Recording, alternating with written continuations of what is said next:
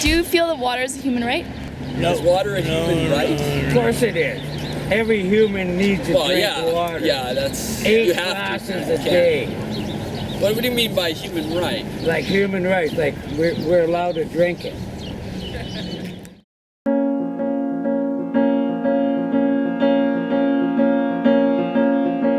I never understood why the few water fountains in Vancouver only sometimes turn on. What is the point in having them when they do not function for our public body? The city doesn't give you nothing down there. City doesn't give you, they give it to you here because everybody's running, right? So I suppose this film started out about water fountains. I met Dave in the Balmoral Hotel, a privately run SRO in the heart of the downtown east side. Well, all the rooms do have sinks. This is his reality. I don't know how many of them are. Well, I've seen a lot of them. They don't work. Well, this one was hanging sideways, and it had black tape taped around it. So when I used to pour water, it just would drip through onto the floor. Yeah, so I just shoved the sink under the thing over there. So this is where mice come through occasionally. So. And the pipes are on the other side. Of course, you got mold in here too. See, there's mold. Mold up there from upstairs. Yeah.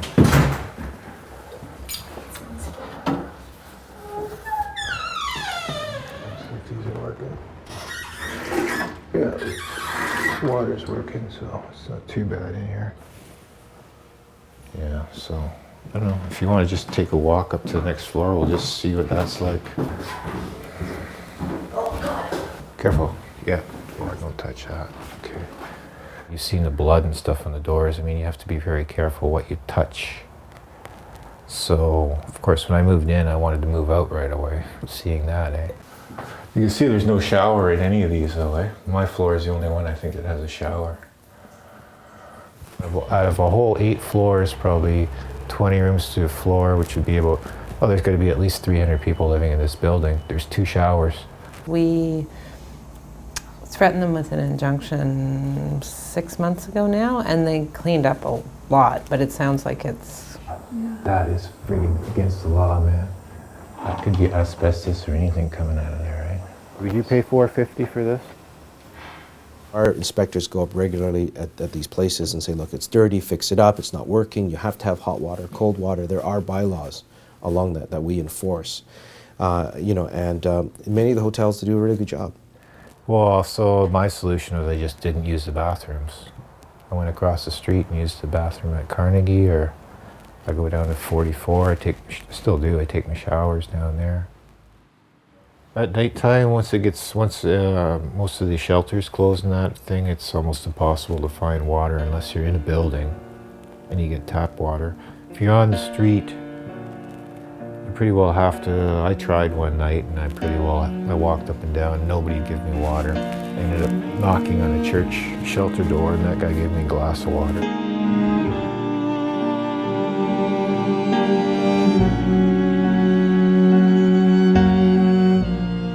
It's a very naive view. They simply say, if everybody has a right to water, the city should have drinking fountains everywhere. Right? I mean, that's a very naive view. I know a lot of people say that to me. Drinking water and access to toilets are such basic human needs, and they're completely negated in Vancouver. Our governments need to make it a priority to provide access to water through public fountains.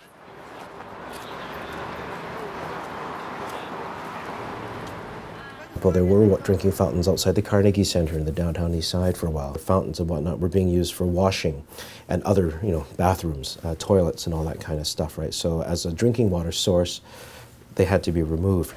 The amount of drug activity in Vancouver and the homeless population, I think historically there's been some, well, if we just take out all the bathrooms and phones, maybe it'll go away kind of approach to public policy. That seems to be what was going on. When you go into downtown and go into the east side, are you able to find taps that turn on? Nope. That one's broken over there now? I think so. Wasn't it broken?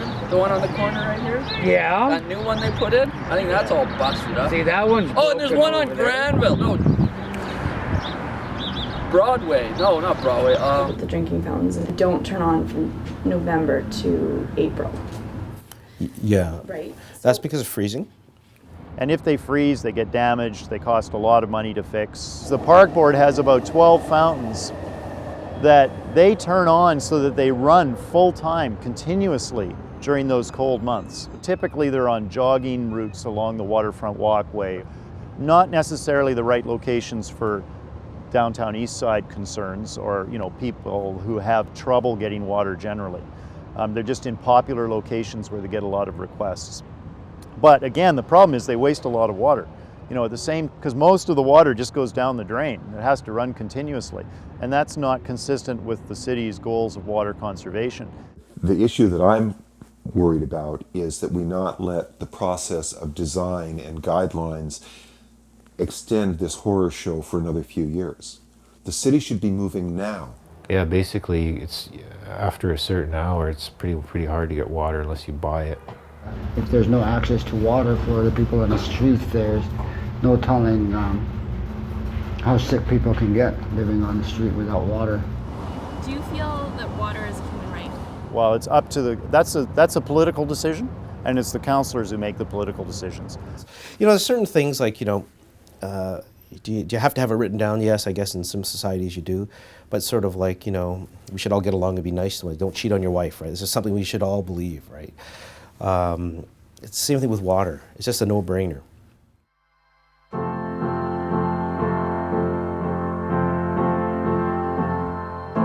The quality of freedom is in the value it gives to the rights of others.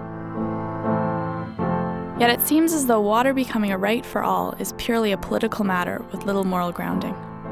Most people will just ignore, oh, that's just some homeless guy. He just wants something from me. But sometimes all they want is somebody just to talk to, right? Even if it's just a brief conversation, just to acknowledge their existence, basically, I realize that this story is not about fountains, but about people, and about community standards meeting our most basic human need.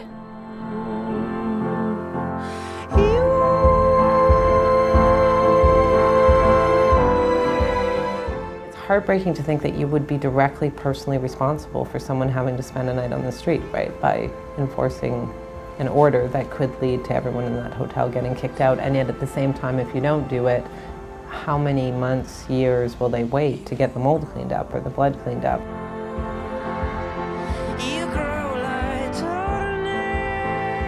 These are our brothers and sisters. These are our neighbors. These are the people who share this city with us. And if we don't see that they can at least get clean water, then shame on us.